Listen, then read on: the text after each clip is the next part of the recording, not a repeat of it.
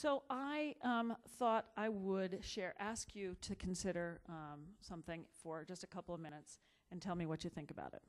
Here's my made-up scenario that I think I actually may have dredged up from an experience that I had a number of years ago. So consider your orchestra, wherever your orchestra is. And actually, I created Metropolis, Illinois. I have no idea where Metropolis, Illinois is, but I can imagine it's somewhere in the South there. And you have a really extensive education program, a really great program that your orchestra does in the schools. And you are aware that you can license a really beautiful new education program from a national organization that will enable you to reach every single fourth grader in the public schools in your community, but it will cost you $5,000 a year to access the materials. In other words, if you're licensing the materials from somewhere. Your education coordinator doesn't have specific information yet that can tell you what the return on that investment of $5,000 is, but her hunch is that it'll be a big hit because there's anecdotal information on the success of this program in other cities. Simultaneously, surely in the next hour of your day, you're debating how to create a new grand season opening gala with really, spectacular earnings to help your development fund. Not surprisingly, your gala committee has some great ideas on how to increase the revenues from the event. They would like to spend $10,000 more on entertainment and decor and firmly believe that this will pay off in a big way in overall revenues for the gala. So, you don't really have the ability to add both of these to your budget. What do you think you should do?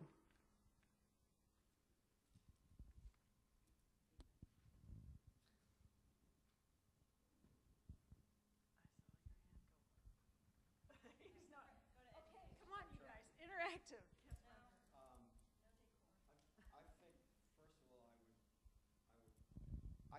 I think the educational piece is extremely important. That's one of our goals. So I think I would have a discussion with the gala committee of how we can scale that down. So education's important, but why are you making the decision that way? Have you, from what perspective, what did you take into consideration when you made that decision? That's where I'm leaning, but we certainly need a lot more information about that educational expense. So what information do you need? Who's it going to serve? How many is going to serve?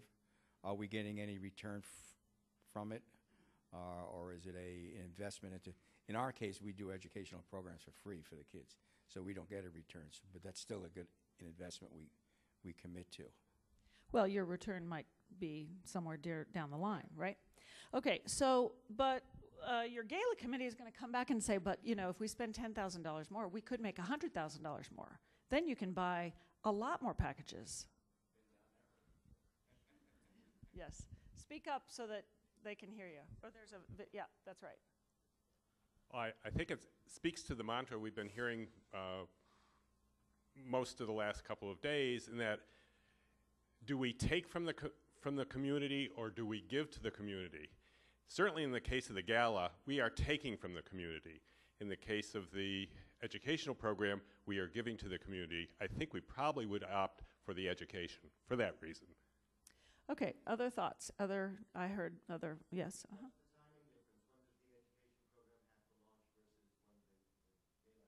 Another great question. That was another response was when is the time? What's the timing on all of this? Yes.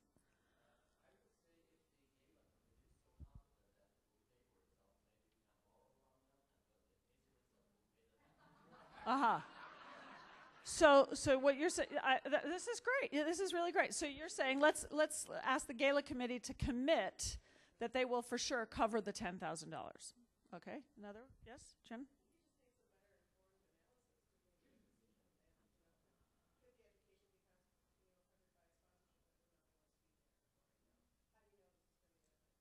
Okay. Did everybody hear that? So the most important thing she said was some better and more informed analysis.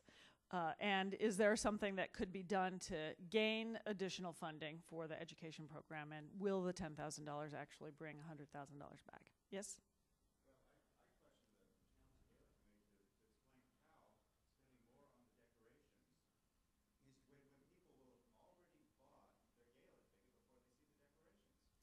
So ask more questions. Right. Challenge the assumptions. Is that what you're asking? Yes. Good.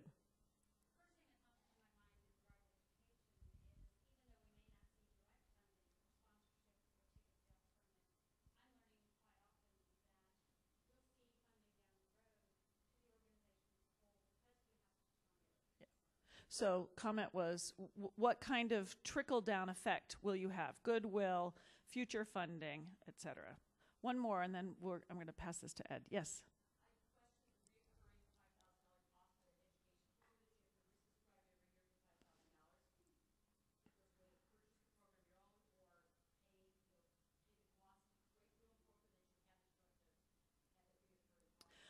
Yep, I think they have all the answers, Ed. Maybe we don't. Maybe we just cancel and we go have a beer. What do you think?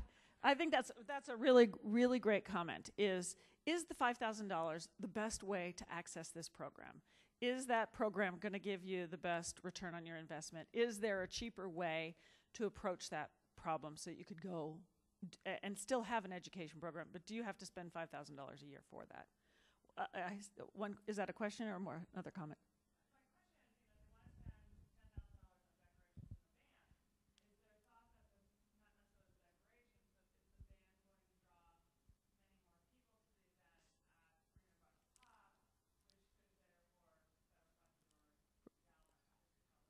Right.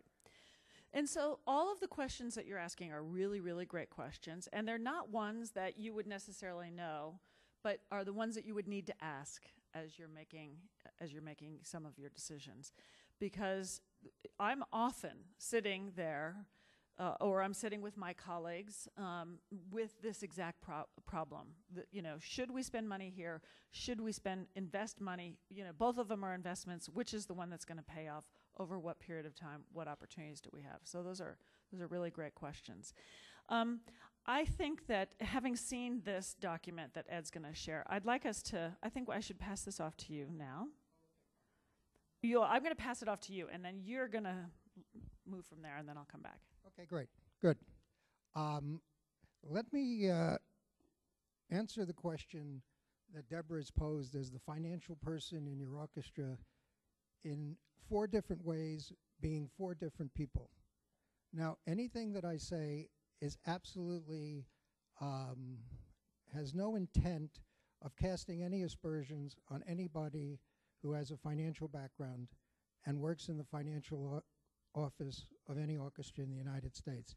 But I want to tell you very candidly exactly what I think an orchestra management could expect of its financial department, depending upon the type of person who is there.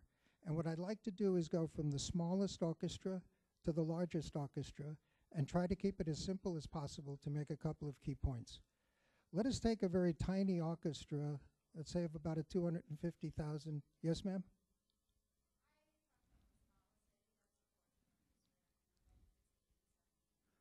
87,000?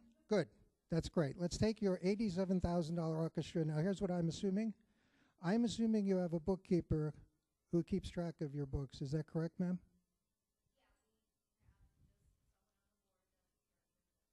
Okay. Do they do anything else? Okay.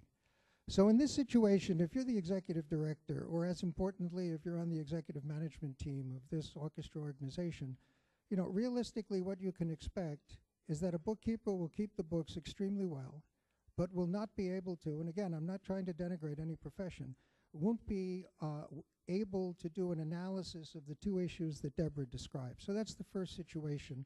The finance office is essentially a bookkeeper. The second situation is orchestras of some medium size that has an accounting professional in the finance office. Now, I'll be a little silly to make the point, because I've worked many years in different situations as a manager with different financial people, and I'll be a little silly to make the point. Oftentimes an accountant will think that $10,000 is equal to $1 million, And the reason, because they view the world in that way, because they have to be very precise.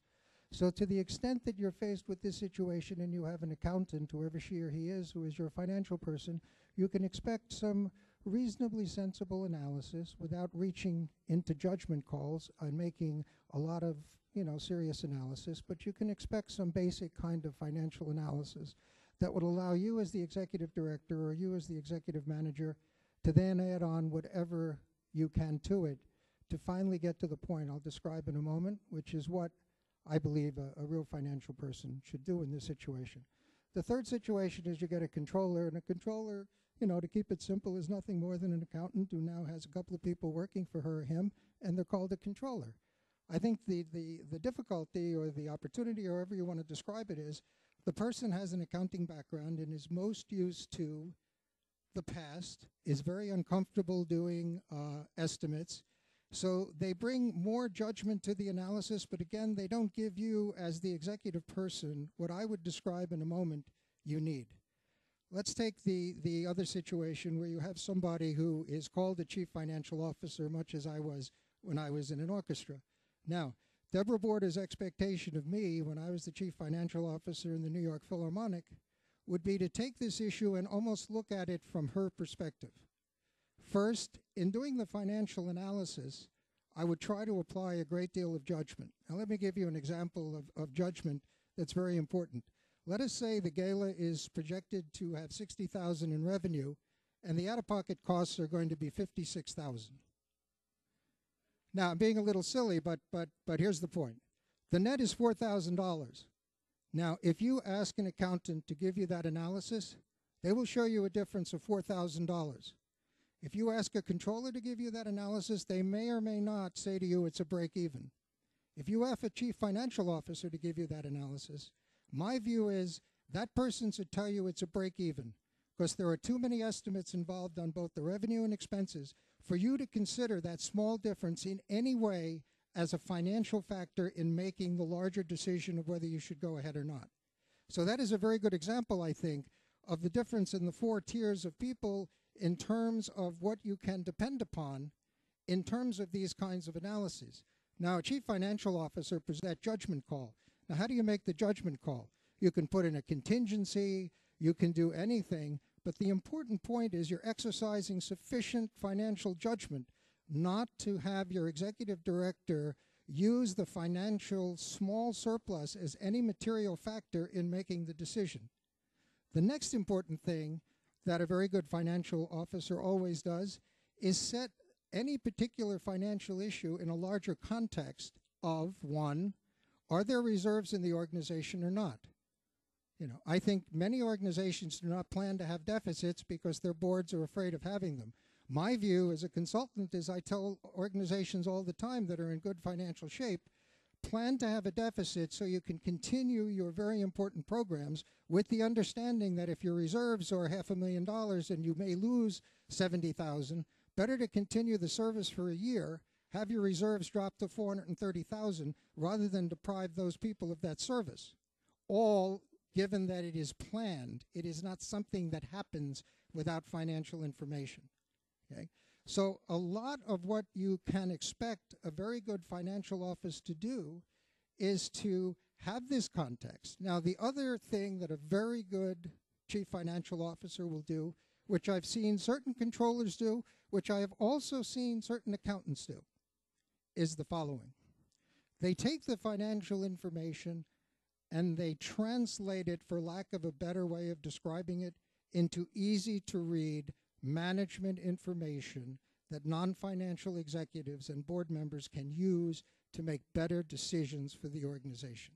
So this morning I addressed a group of orchestra executive directors from groups 5 and 6, and I showed them this little toolkit that I've developed, which is nothing more than taking financial statements and budgets and things like that and turning them into more commonsensical management information documents, which not only the executive director, but her or his team could sit around and think about, and as a group, decide the issues that Deborah is describing.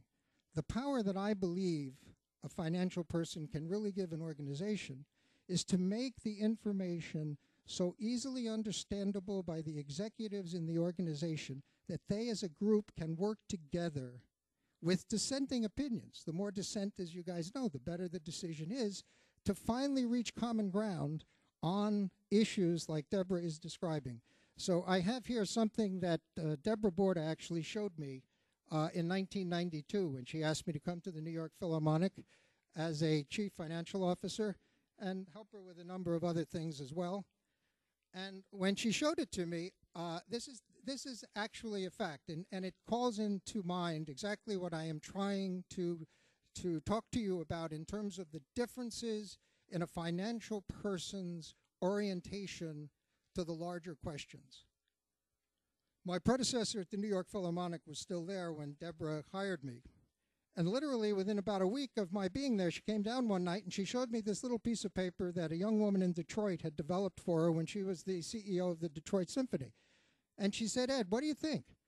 I said, "I've never been a CFO, but I manage a lot of stuff, and this is fantastic. I've never seen anything like it before in my life." I said, "This lays out the budget in a way that's easy to understand." I said, let me work on it, get the numbers up for the Philharmonic, and let's see if we could use it as a planning document with the executive team. Now, the next day, I happened to see my predecessor, and I said to him, Deborah gave me this thing last night, this piece of paper, and, I said, "What do you think?" He said, "Yeah, I don't understand why she thinks it's so important. She gave that to me like when she got here." And I didn't know what to do with it. I said, "I don't know." I said, "Oh, okay, fine." Now, this lady or gentleman's orientation happened to be accounting, but the larger question is this. The technical orientation only to a position, you can find that a lot.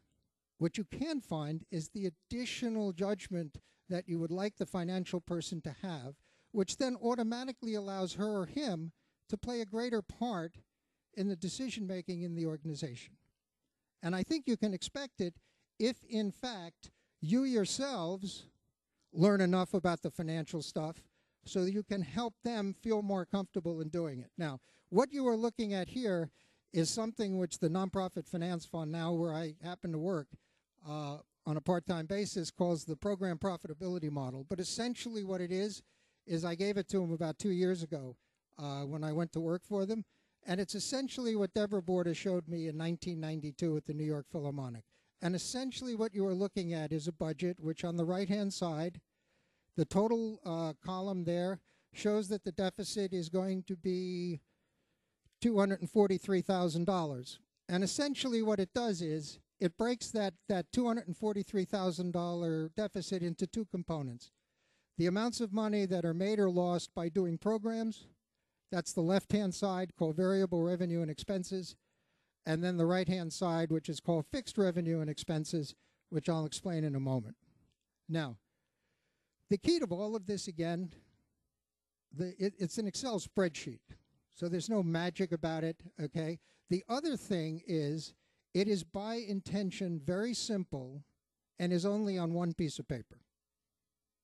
Because the whole point of the exercise is to put the budget in a form in which the revenue and the expenses actually come in and go out, and on one piece of paper, so that not only the executive director, but her or his close people can actually sit around a table and say, why are we losing $243,000? Now, that exercise of working as a team, which generally is the development person, the marketing person, the CEO, the finance person, maybe the artistic administrator, and anyone else that the executive director would like in the room, or in a very small place can be the executive director and the bookkeeper or the accountant. There's no magic. It's just more voices mean you get better ideas. Essentially what this piece of paper says, I'll give you the short form version of what it tells me. If you look on the right-hand side at the fixed revenues and expenses, and you look at the administrative column, it says ADMIN at the top. If you look at the costs, it costs $1,058,000 to open the door every day before any programs are done in this orchestra. So people talk about the ratio of administrative cost to total cost. Most of what people talk about, in my judgment, doesn't make any sense because they just use generic words they've heard from other people. And this is a perfect example. If you are in a $1 million orchestra, I can promise you need a greater percentage of your operating budget to be in administration than you do if you're in a $40 million orchestra.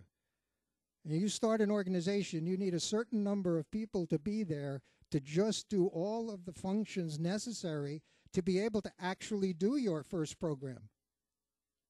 So the whole issue of how much of a percentage administration should be to the total, I believe is totally misleading. Okay? Now, in this particular case, it's $1 million. The question is, how does this orchestra get that $1 million to break even? So if you look directly above the $1,000,058, you see $1,000,096. The $1,000,096 represents all of the revenues coming into the institution that are totally unrestricted and are general support. And not a single one of those funders are asking the organization to do anything in particular other than to be itself. And as all of you know, that money is like gold relative to other money because you can do anything you want with it. So basically this orchestra is in a position where if you just take those two numbers and you look at the other little number of broadcasts, you've got a $41,000 surplus before you begin doing a single program. And as you look across at the programs, you are literally looking at a season in this particular orchestra. And you can see in each particular case the financial impact of each of the particular programs as you read from the left to the right. And you can see at the end of all of the programs, they are expected to lose $284,000. And if you add the 284 to the positive 41, you get the negative 243. And then if you look below in each of the program columns, you see the per concert surplus or deficit, which is another easy management way of thinking about as you put these things on, you know, whether you are making or losing money. Now, within the context of what Deborah described as the two problems, if the executive management team has this in place in the organization, then they take the financial analysis done of the two issues of education and the gala, and to the extent that a more sophisticated financial person does it, they get a slightly better financial analysis. But as you all know, the financial analysis is just one part of the larger decision. The larger decision is, does it really matter if we are losing money or making money? Well, it only matters within the larger context of the whole budget and within the larger context of whether the organization has reserves. And even more importantly then, you can apply, you know, the key stakeholders' views to that particular financial analysis, which is what does the orchestra think, what does the board think, you know, what does the music director, if there is one, think, you know, how closely aligned is this to the mission? But the key for the discussion for me as the financial person is that I want to put whatever the analysis is in a judgmental way, so that if the surplus or deficit is small, I literally eliminate it, because I don't want it to be part of any decision if it's a small difference. That's the first judgment call I make as the financial person. And the second judgment call I make is to do everything that I am thinking Deborah would have to do if I were the executive director, like think through all of the other issues, including the stakeholders and everything else. And then when I make the financial presentation to the executive team, they not only are aware of this, but I can give them a full menu of what I perceive should be done. And whatever decision is made is obviously the best decision, because it is with the right people in the institution, with the right amount of financial information, with the right amount of discussion. But the key to so much of it is the key executives have to have a common understanding of the finances of the organization.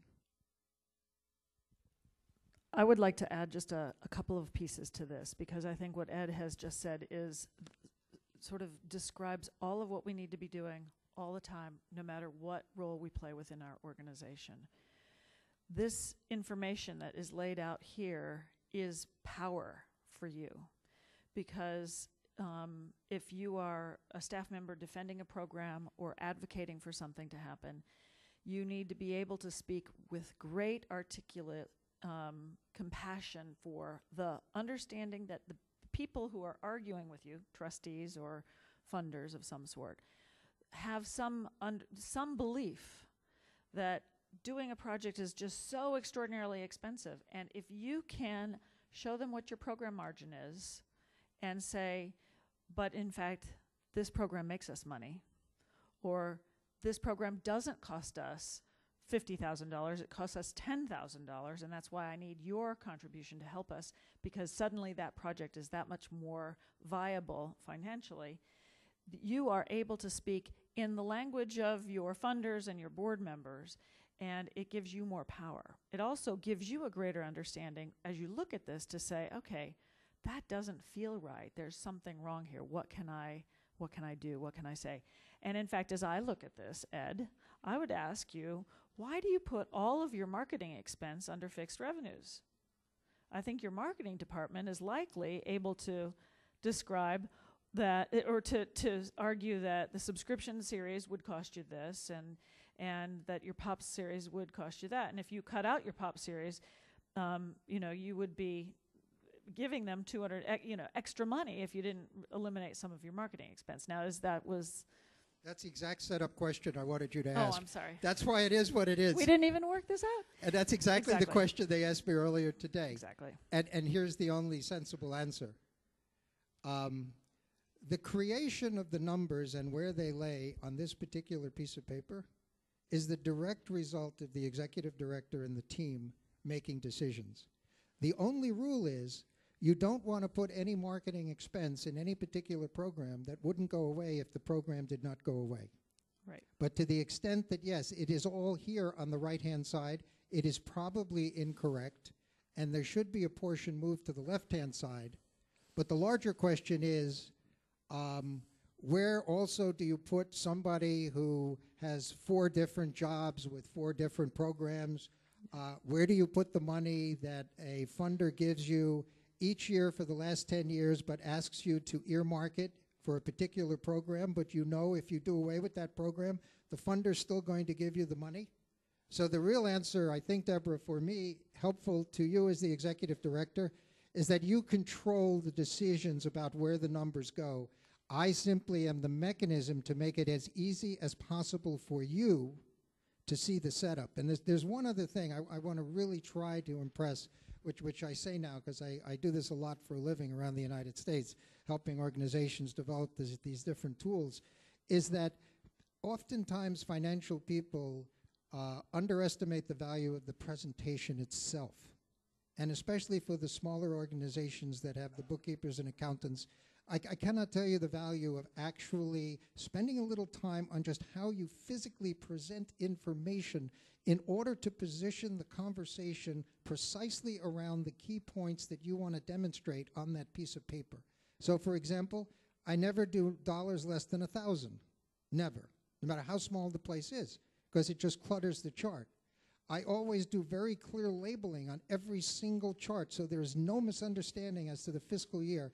And people sometimes laugh, but I say if you think about it, and a board member comes in every 3 months for a meeting, you do not want her or him fishing around on a piece of paper to find the numbers you want them to find.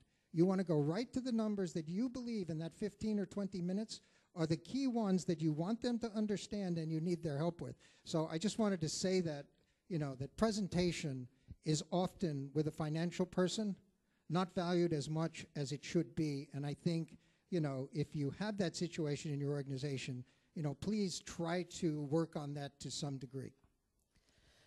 So let me be really clear. We call this program margin. We live with it at the Chicago Symphony all the time, every week.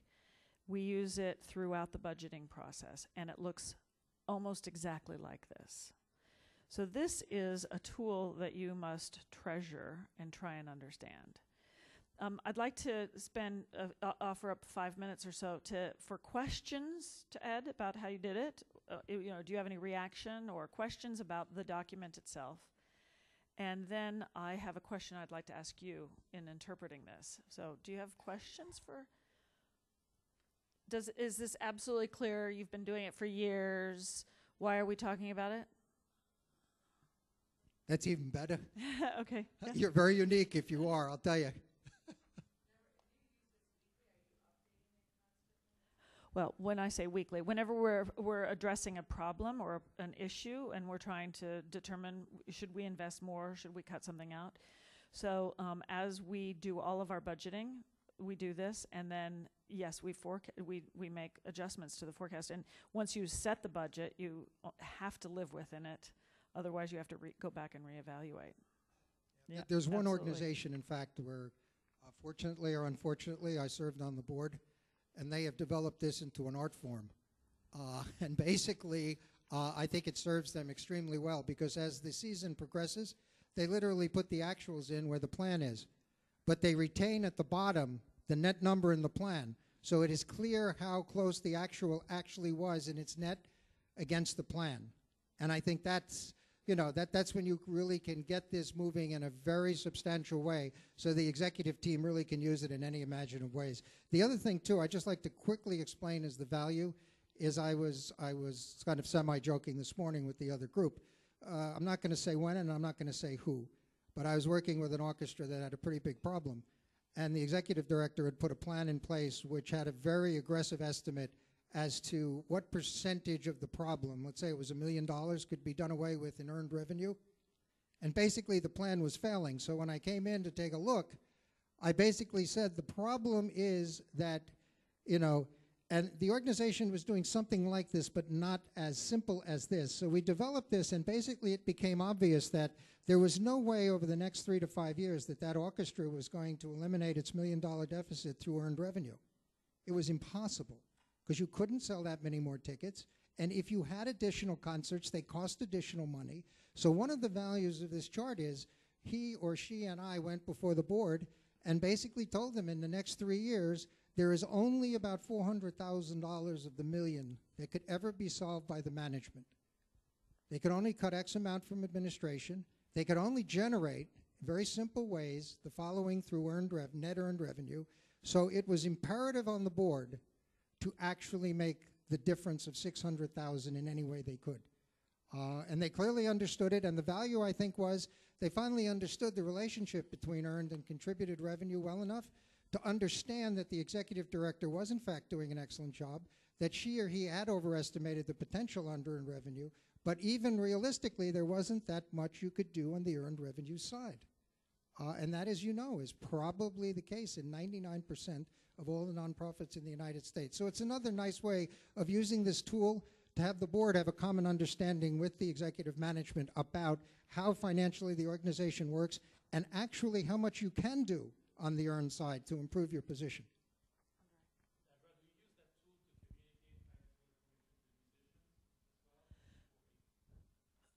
Yes, but maybe not as frequently as I meet with the musicians. So I meet with the musicians a dozen times a year, and I present the figures in various ways to them. But this is very simple, and it shows them exactly what's going on. Yes, absolutely. There is the simplicity of this is what's so valuable. There is an organization in the United States where the orchestra members know this as well as everyone else. And my own personal opinion of that is, it is a very, very positive thing. Yep. In fact, I've seen an orchestra member say at a board meeting, we cannot afford to do this recording to the rest of the board meeting. And I looked across the table, I happened to be on the board, and I said, I really want to thank you. I said, that's absolutely sensational that you were able to say that, because it is not in your self-interest to say it. And it took about 6 months to get 4 or 5 orchestra members in the organization to understand everything. How to read the financial statements, how to see the budget, to understand the real dynamics. So, quite frankly, I'm a very strong advocate of that. I think it's a big payoff when the crunch really comes, because I think, like most people, they would be more willing to work with the organization if they really understood the financial stuff.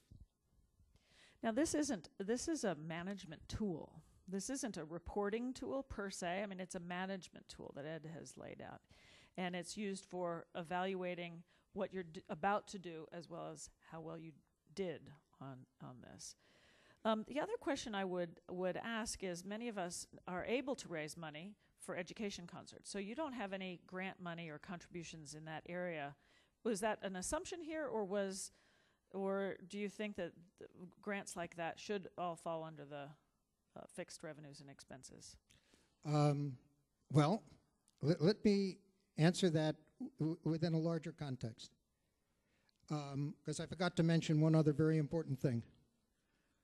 This is an internal financial document only. It is not to be shared with any outsiders for the following reason. If you have an education program and you submit a proposal to a funder, and you say to the funder, the executive director is going to spend 30% of her time on that proposal, then if you imagine that on this piece of paper, if 30% of the time, let us say, is $30,000, and you submit an education proposal for a new education program that's worth $100,000, $70,000 is new money that you are going to spend, and $30,000 is the percentage of time I just described for the executive director. You have just produced a $30,000 surplus to your budget, because you're going to pay the executive director anyway. Now, I can tell you any number of imaginable ways at the New York Philharmonic that we wrote proposals, and as we speak, nonprofits write proposals as we speak to funders where they include pieces of the overhead with the full knowledge of the funder in getting the revenue back into the institution. So there's no real magic about how I created the education other than to say, you can make money in these programs by legitimately putting into proposals costs that are fixed that you always would have had regardless of whether you got the money or not. So the art form of really working this document as a team is to try to figure out any imaginative ways of getting all of these costs totally funded by all those funders out there, and the more you can build your fixed costs in, the better. So in the education program, it generally generates money in the following sense. It produces a surplus which will fund the right-hand side of the chart.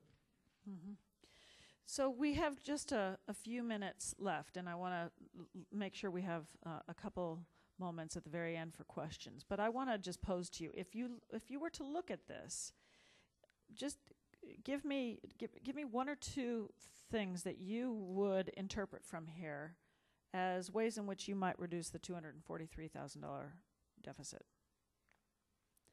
And if you were in New York in the first 2 weeks of January, you may not answer this question. Well, the only thing I ask is, which I say to my students, you can't work the right-hand side of the chart. That's the easy side. Yeah. Get more general support or cut the administration. Right. Try to do it relative to the programs, because again, you know, the key in the programs is it's not the revenue and the expense, it's a combination of the two, one against the other.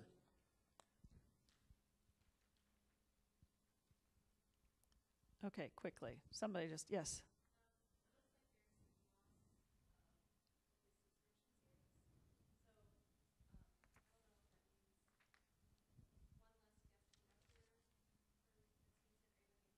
Okay, great point. So he has lumped the entire subscription series and the entire pop series together. So the next layer behind this would be the same program margin for each concert. So great response. You can quickly go in and say, okay, maybe last year we only lost $600,000. That's the other benefit of doing this over a period of time. Last year we only lost $600,000. Or 250, we lost $150,000 on the subscription series last year. You know, what's the difference, and what might we go back? Oh, well, this year we want to do a big choral work twice instead of just once. Maybe we can't do it twice. It's in saving the information from year to year, going back, making the analysis, and then looking at it and determining then, because you don't want to have any sacred cows that then say, well, gosh, you know, we're going to have to cut the education series, or we're going to have to cut something that's really critically important to mission because we can, unless we go back and make the analysis. That also suggests you have to do this in advance of making commitments, not after. Exactly. Yeah. And the other thing, just very quickly, is One of the other things that immediately comes to mind that board members sometimes do, and it's just a very human reaction, is to try to think that programs that lose money are worse than ones that make money. And the first thing I said is there's absolutely no value judgment on any of this. This is just financial information. And as Deborah said, the art form is not to take a losing program and have it make money. It is to basically look at everything you do, figure out the most important stuff, and simply have it have a better net. If it's losing a lot and it is critical to your mission, it could lose less. Or maybe it can't. Maybe you want it to even lose more. But if everything else on the chart balances out, that's the key to the chart and working it. So that's the other beauty of it. It makes the clear statement that, you know, this is not anything other than an array of numbers that allows managers to make better decisions than they otherwise could. Yes, ma'am. Well, I had to, well, let's say this. At a place that should remain nameless, there were summer concerts that lost $350,000. So I put that to my students, and I asked my students, why do you think that this orchestra does these concerts? And some very smart student sooner or later says the following: well, I wouldn't want to be the executive director in the city where you stop those concerts, because the headline in the newspaper stops the only venue given to the people of the city of, and you can fill in the blanks. So basically, I created that particular thing for that reason. Yeah. And again, you have to do things for reasons other than, you know, the obvious. And, you know, it just makes it very transparent. So you try to lose a little less money, as we did. You try to have maybe not, well, I don't want to say what we did. But this is a very good example of it being a really important tool, because you can go and say, okay, can we do it for less than $30,000? Are we maximizing? Is it worth it? If we only get 3,000 people there and we really expect, you know, 15,000 people there, then what are we doing wrong? And maybe we should be making a change. But this gives you the information to make adjustments, either in what you're doing, the size of what you're doing, and also in making the case to your board and potential funders that this is really critical to do, and this is what it costs to do it. Yes?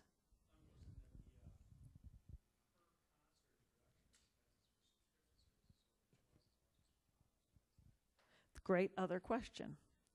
This is exactly the kind of question that you should be asking the question. You might imagine it to be, but you know, Ed did it, so what does he know about Pop's concert? So, but it's the kind of question because, in fact, you could have discovered an error because somebody accidentally put a wrong digit in or put too much in. So that's why this is so important, because lo and behold, at the end of the year, you could be way under budget, and then you've done a whole lot of work scrimping and saving when you didn't need to. Or it could be the reverse. So if you don't have this kind of analysis, it's really, you could find yourself in trouble. But a final caveat, please, only once in the last 2 years has this been put together incorrectly in an organization, and it caused chaos. And I told the financial person, be very, very careful. Make damn sure that these numbers are right. Because when your management starts making managerial decisions and thinking these are going to be the financial impacts, if they are not, you're going to be with me at the Nonprofit Finance Fund if you're lucky. So, no, it is very, very important that you beat them to death, not in incredible detail, but you are judgmentally comfortable you've got the numbers in the right boxes. Because if you don't, as Deborah said, it can be the worst possible thing. You spent a hell of a lot of time doing it. You made decisions that didn't have the financial impact you thought, and you know, the whole thing got all garbled up.